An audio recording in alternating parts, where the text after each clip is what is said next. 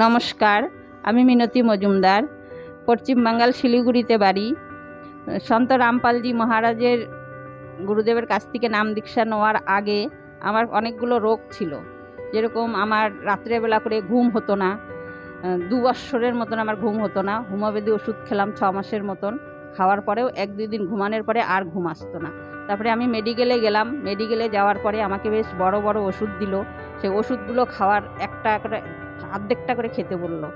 অর্ধেকটা করে ওষুধ খাওয়ার পরে আমার মাথা ঘুরাতো, এমনকি শরীরটাও ঘুরাইতো। তারপরে আমি আর ওই ওষুধটা খেলাম না। ভয় লাগলো যে আমি পাগল হয়ে যাচ্ছি, মনে হচ্ছে আমি পাগল হয়ে যাচ্ছি, আমার এরকমই হয়ে যাচ্ছিল।